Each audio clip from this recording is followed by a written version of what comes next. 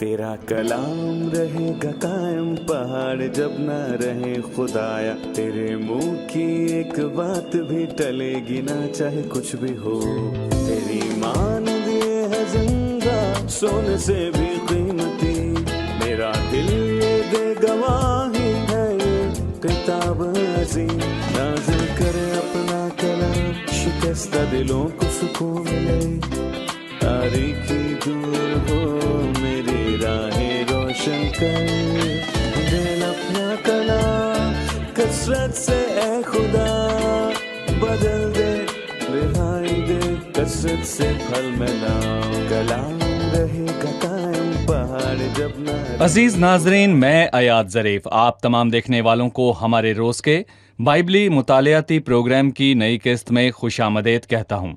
अजीज़ों, अभी हम पुराने अहदनामे में से यसाया की किताब का मुताला कर रहे हैं और हम उसके 29वें बाब पर पहुंच चुके हैं। आज के प्रोग्राम का बाकायदा आगाज करने से पहले मैं स्टूडियो में आए खुदा के खादिम का खैर मकदम करूंगा। खुशामदीद भाई। आपका शुक्रिया। और स्टूडियो में आए हमारे दीगर मेहमानों को भी खुशामदीद। हम एक वक्फे के बाद मुताले का बाकायदा आगाज करेंगे।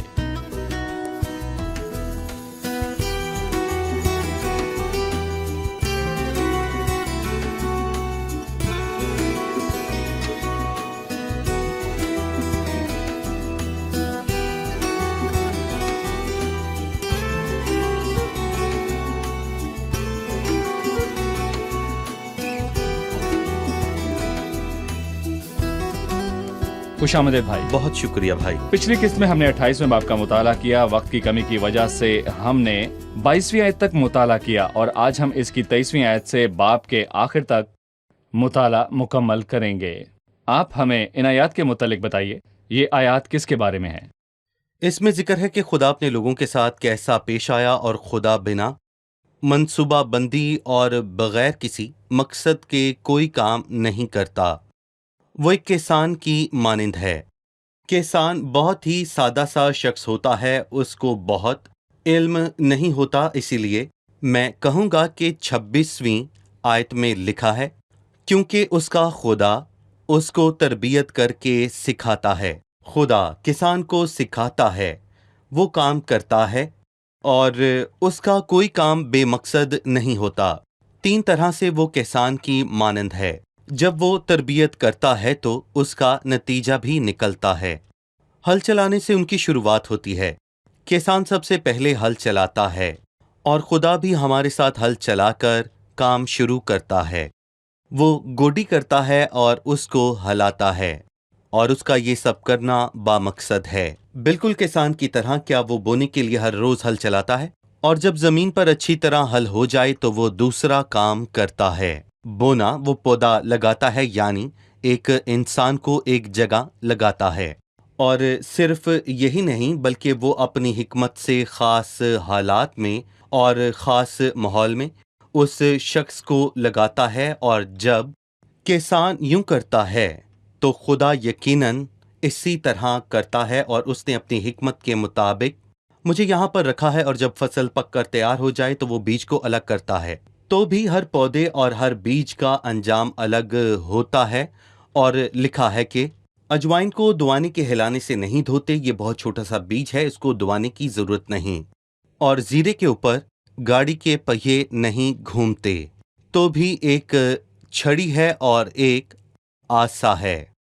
आसा बड़ा और छड़ी छोटी होती है। और किसान जानता है कि फसल को कैसे संभालना है। वो छड़ी के साथ आसा और दाऊने सबका इस्तेमाल करता है और फिर बीज को दाने से अलग करता है और हर एक का एक जैसा अंजाम हरगिज नहीं होता। और खुदा अपनी हिकमत के मुताबिक हमसे सलूक करता है। जिसको आसा की ज़रूरत है उसके साथ आसा, और जिसको छड़ी की ज़रूरत है उस पर छड़ी का इस्तेमाल करता है। खुदा अपनी हिकमत से ये करता है। लिहाजा खुदा मुस्तकबिल में उस कौम की तरबियत करेगा अपनी हिकमत से। वो जानता है कि किस वक्त पर सजा का सैलाब भेजे और किस वक्त उनको इससे महफूज करे। ये उसकी तरबियत का हिस्सा है।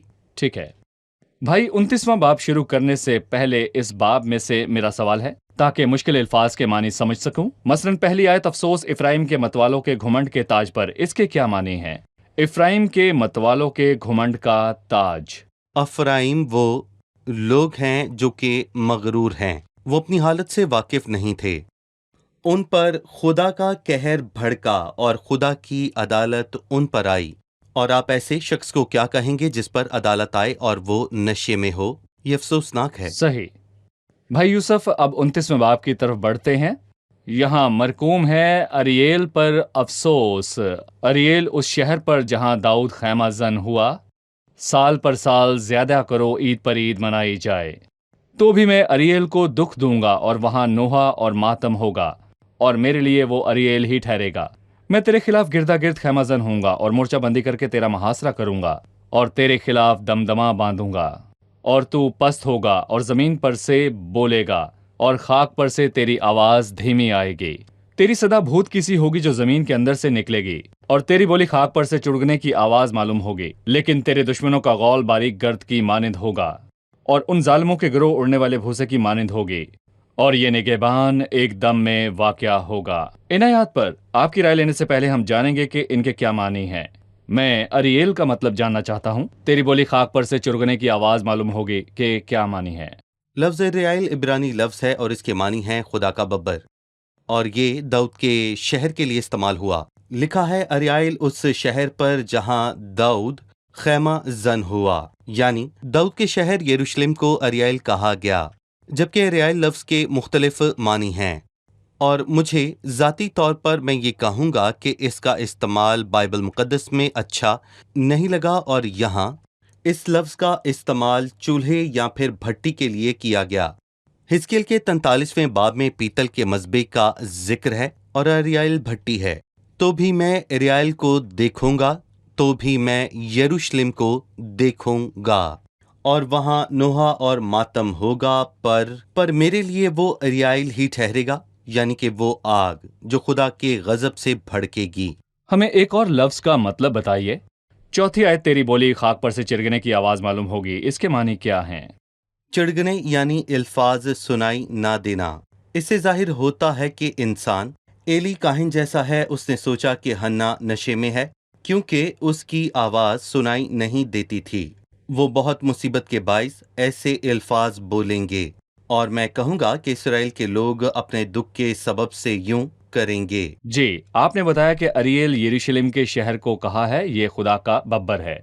عدالت کا نتیجہ بھٹی کی مانند ہوگا، جس ایک کو بھٹی، تپاتے جی۔ ہیں بھٹی میں۔ مجھے بتائیں کہ اس شہر پر یہ عدالت کیوں آئی؟ 29ویں باب کی 9ویں آیت میں واضح ہے کہ اس شہر کی عدالت ہوگی، اس کو دکھ پہنچے گا۔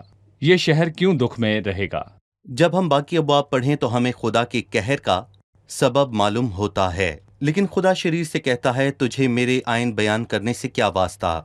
یہ لوگ ملک کو تباہ کرتے اور بتوں کی پرستش کرتے ہیں، پر خدا بے انصافی کو برداشت نہیں کرتا۔ مقدس محفل۔ یسایہ پہلے باب میں لکھا ہے کہ کون تم سے چاہتا ہے کہ میری بارگاہوں کو روندو تمہاری مقرر عیدوں سے؟ وہ مجھ پر بارہ ہیں، میں ان کی برداشت نہیں کروں گا، میں ان عیدوں کی برداشت نہیں کر سکتا۔ سو پہلی آیت میں لکھا ہے کہ سال پر سال زیادہ کرو، عید پر عید منائی جائے۔ کون سی عید؟ کیا خدا کو ان کی سوچ اور ان کی عیدوں سے خوشی محسوس ہوتی ہے؟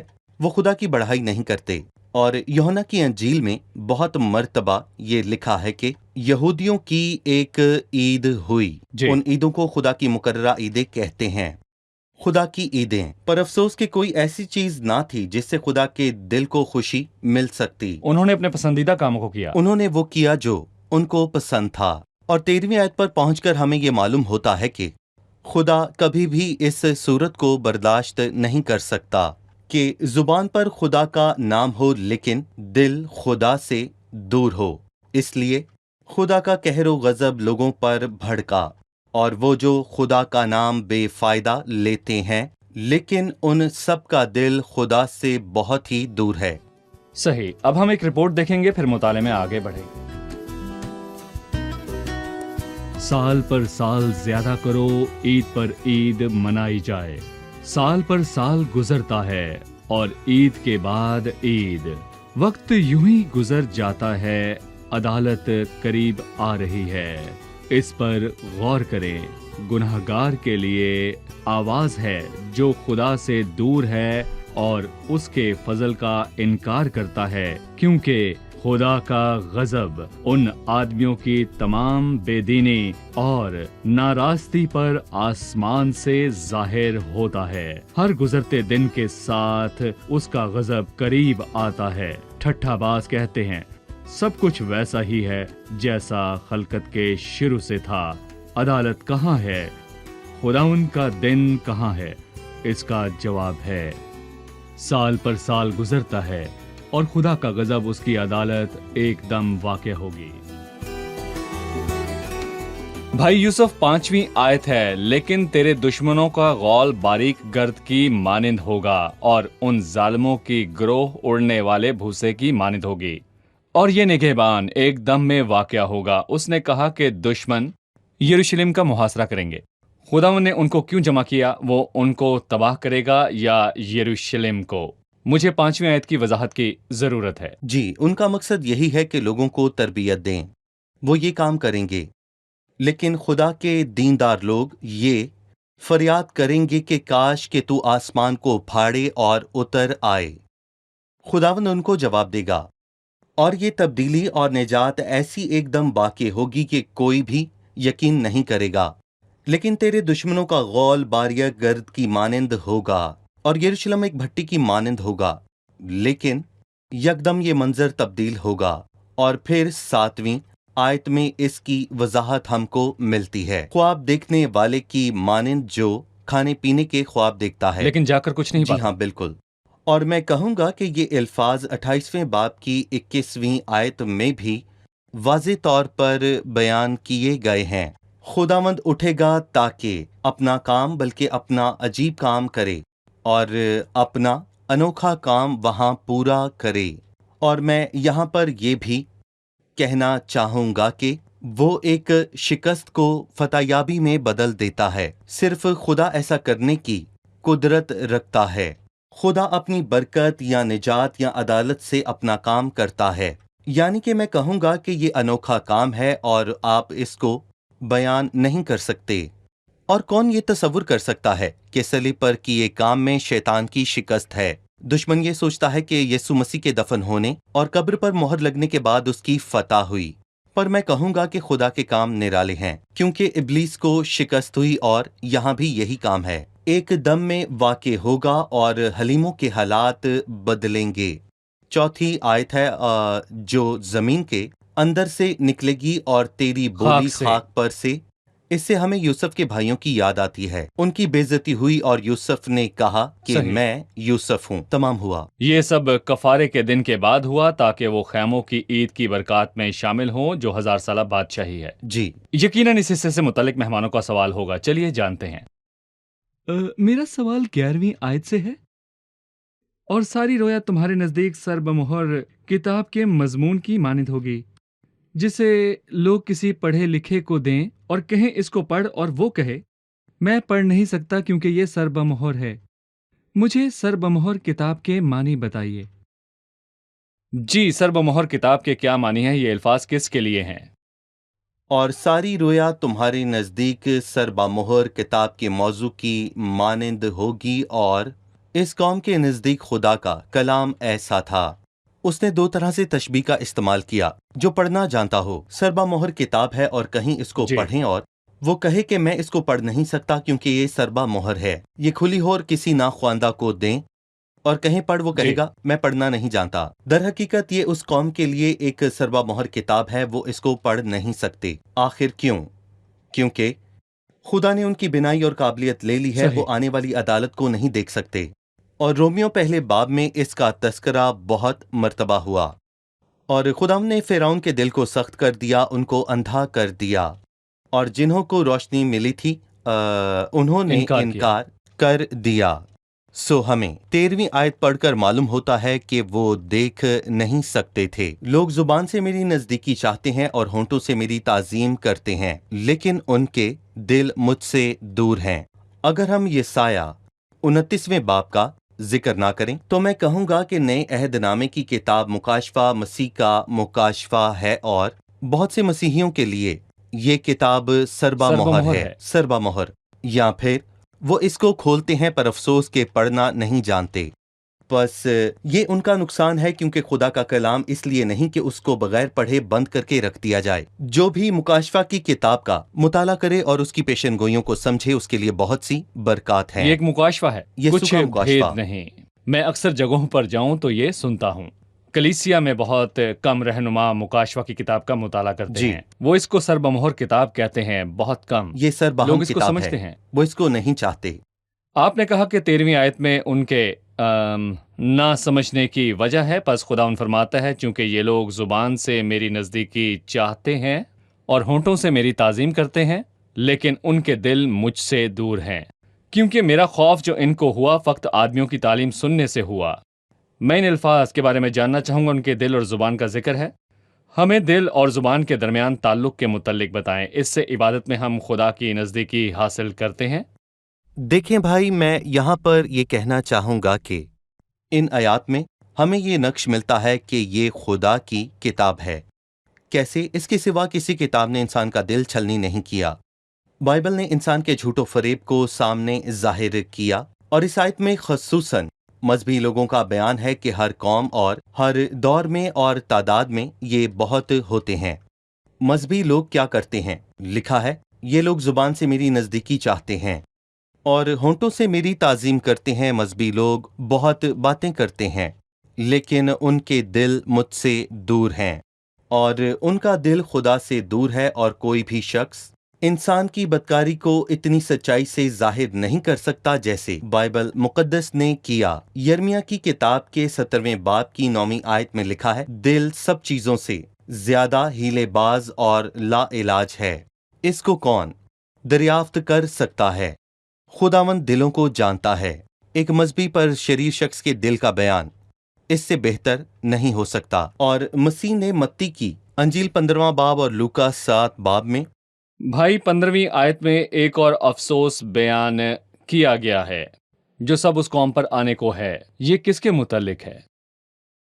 جو بھی خدا سے چھپتے ہیں اور سوچتے ہیں کہ خدا کو معلوم نہیں، جن کا کاروبار اندھیرے میں ہوتا ہے اور کہتے ہیں کون ہمیں دیکھتا ہے اور کون ہمیں پہچانتا ہے، وہ ظاہری شکل و صورت پر دھیان کرتے ہیں جو لوگوں کے سامنے ہے، لیکن خدا کی پرواہ نہیں کرتے۔ 16ویں آیت، آہ تم کیسے ٹیڑھے ہو، جی۔ اور میں نے کچھ عرصہ پہلے غلطی سے کچھ پڑھ لیا تھا، یہ دھوکہ ہے یقیناً، اور میں کہوں گا وہ لوگ دھوکے میں فریب رہتے کھاتے ہیں۔ ہیں۔ کیا؟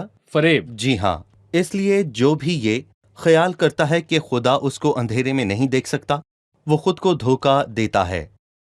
17ویں آیت سے نیا حصہ شروع ہوتا ہے بھائی یوسف۔ لکھا ہے کیا تھوڑا ہی عرصہ باقی نہیں کہ لبنان شاداب میدان ہو جائے گا اور شاداب میدان جنگل گنا جائے گا۔ بھائی یوسف ہمیں 17ویں آیت سے شروع ہونے والے حصے کے متعلق بتائیے۔ 17ویں باب کے آخر تک 7 اور 8 آیات کی واضح تشریح ہے۔ 7 اور 8 آیات میں لکھا ہے، یہ سب ایک دم واقع ہوگا، ان کی شکست یک دم فتح میں تبدیل ہو جاتی ہے، اور میں اس کی وضاحت کروں گا۔ کیا تھوڑا ہی عرصہ باقی نہیں ہے کہ لبنان شاداب میدان ہو جائے گا؟ خداوند اس قوم میں کام کرے گا۔ یہاں پر صرف شاداب میدان یا پھر جنگل کی بات نہیں، یقیناً فطرت میں بھی ایسا ہوگا، اور اس کا مطلب ہے کہ ان کے دل جنگل بن چکے ہیں، پر وہ شاداب میدان ہو جائیں گے۔ اسی لیے لکھا ہے کہ تب مسکین خداوند میں زیادہ خوش ہوں گے، اور غریب و محتاج اسرائیل کے قدوس میں شادمان ہوں گے، کیونکہ ظالم فنا ہو جائیں گے، اور حیوان اور ٹھٹھا کرنے والا یعنی جھوٹا نبی نابود ہوگا، اور سب جو بدکاری کے لیے بیدار رہتے ہیں کاٹ ڈالے جائیں گے۔ اور اس نے یہاں پر تبدیلی کی بات کو واضح طور پر بیان کیا۔ انسان کو صرف حلیمی کے ساتھ خدا کے حضور توبہ کرنے کی ضرورت ہے، اور اگر انسان حلیمی کے ساتھ توبہ کرے تو خدا اسے بچا لے گا۔ میری توجہ اس بات پر گئی کہ خدا ایک دم چیزوں کو بدل دے گا۔ جی، خداوند ایک ہی لمحے میں سب بدل سکتا ہے۔ میری توجہ اس بات پر گئی کہ خدا ایک دم سب چیزوں کو بدلے گا۔ خداوند ایک ہی لمحے میں سب کچھ بدل سکتا ہے، اور سب سے شاندار بات یہ ہے کہ اس نے صلیب پر موجود ڈاکو کو بچا لیا، جبکہ اسی صبح وہ مسیح پر لعنت کر رہا تھا، پر دوپہر کو بچایا گیا۔ شکریہ۔ اب ہم مہمانوں کے ساتھ کس کی دہرائی کریں گے؟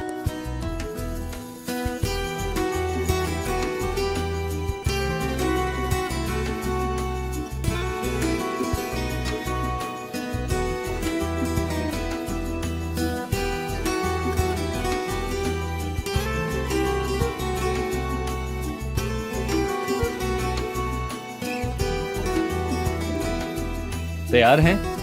29ویں باب کی پہلی آیت میں اریل کی عدالت ہے. ہمیں بتائیں کہ اریل کون ہے اور اریل کی کیا عدالت ہوئی. اریل کا مطلب خدا کا ببر ہے اور خدا کے بقیے سے مراد 2 قبیلے یعنی یہودا اور بنیامین کا قبیلہ ہے. اریل کا شہر یروشلم کا شہر ہے. یروشلم کا شہر. جی بھائی ٹھیک ہے. ابھی ہم نے ایک کتاب کا ذکر سنا، سر بمہر کتاب کا ذکر. ان الفاظ کے کیا معنی ہیں؟ ہمیں اس کے معنی بیان کیجیے. سر بمہر کتاب خدا کا کلام ہے. وہ سر بمہر نہیں، پر وہ ان لوگوں کے لیے سر بمہر ہے جو دیکھتے نہیں، اس لیے اب وہ سر بمہر ہے، پر سب لوگوں میں اس کا اعلان ہوا. دراصل یہ ان لوگوں کی خامی ہے. جی ایسا ہی ہے. 10ویں آیت میں لکھا ہے، کیونکہ خدا نے تم پر گہری نیند کی روح بھیجی اور تمہاری آنکھوں کو نابینا کر دیا اور وہ عدالت نہیں دیکھ سکے. آپ نے کہا وہ عدالت کو نہیں دیکھ سکتے. صحیح. خدا پہلے ایسا نہیں کرتا. جب انسان خدا کی آواز کو بار بار رد کرتا ہے تو خدا ایسا کرتا ہے. ٹھیک ہے. 13ویں آیت میں ان لوگوں کی بات ہوئی جو اپنی زبان سے خدا کی نزدیکی چاہتے ہیں پر ان کا دل خداوند سے دور ہے. اس حصے میں خدا کی نزدیکی حاصل کرنے کے متعلق کیا کہیں گے؟ اس آیت میں مذہبی شخص کا ذکر ہے جو صرف ہونٹوں سے خدا کی تعظیم کرتا ہے پر اس کا دل خدا سے دور ہے. کم از کم ظاہری طور پر مذہبی نظر آنے میں کیا برائی ہے؟ مذہبی شخص ظاہری طور پر مذہبی ہوتا ہے پر اس کا دل خدا سے دور ہے کیونکہ وہ خدا سے جدا ہے. اس کا خدا سے رشتہ قائم ہے. ٹھیک ہے. بتائیے کہ ہمیں نیا دل کون دیتا ہے؟ خداوند یسوع ہی ہمیں نیا دل دے سکتا ہے. صحیح. بھائی یوسف؟ خدا کو منافقت سے نفرت ہے. جب آپ بد کردار ہیں تو خدا کے سامنے اقرار کریں کہ مجھے تبدیل کرے اور مجھے بچائے. خدا کے پاس غرور کے ساتھ نہ آئیں.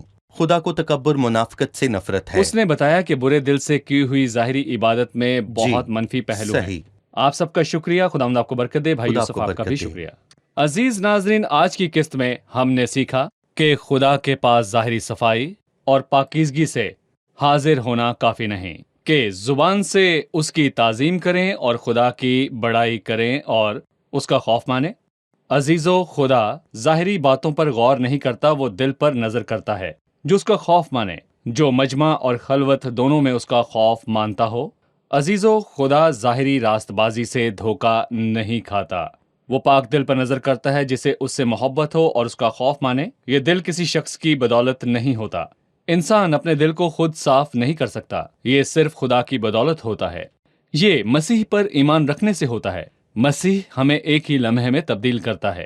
جنگل جو ہے شاداب میں بدل جاتا ہے، بنجر زمین زرخیز ہو جاتی ہے. اگلے پروگرام میں پھر ملاقات ہوگی. خداوند آپ کے ساتھ ہو.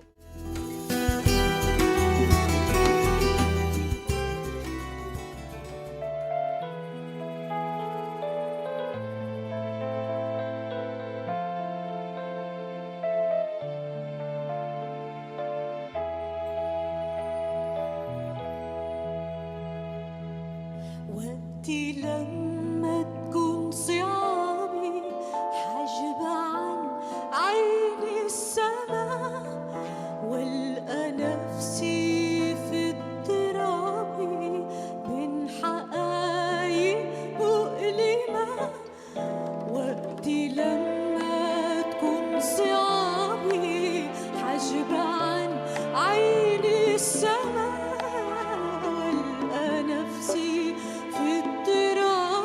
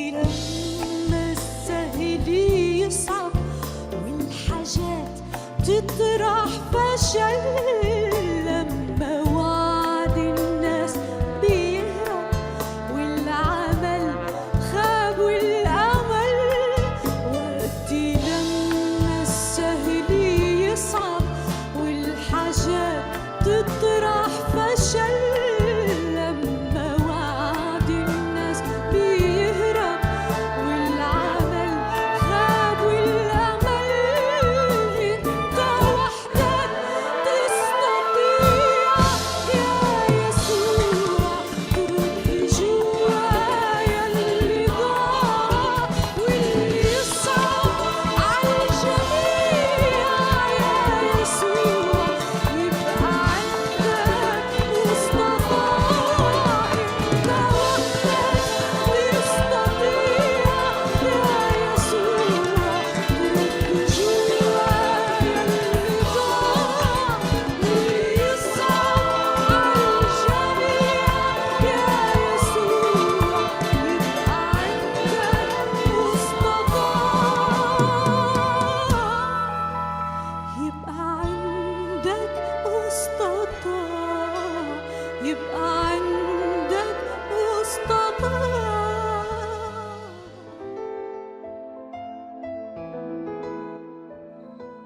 तेरा कलाम रहेगा कायम पहाड़ जब न रहे खुदाया तेरे मुंह की एक बात भी टलेगी ना चाहे कुछ भी हो तेरी मान दिए है जिंदा सोने से भी कीमती मेरा दिल ये दे गवाही है ये किताब अजीम नाज़िल करे अपना कलाम शिकस्ता दिलों को सुकून मिले तारीखी दूर हो मेरी राहें रोशन कर दे अपना कलाम कसरत से ए खुदा बदल दे रिहाई दे कसरत से फल में नाम कलाम रहेगा कायम पहाड़ जब न रहे खुदाया तेरे मुंह की एक बात भी टलेगी ना चाहे कुछ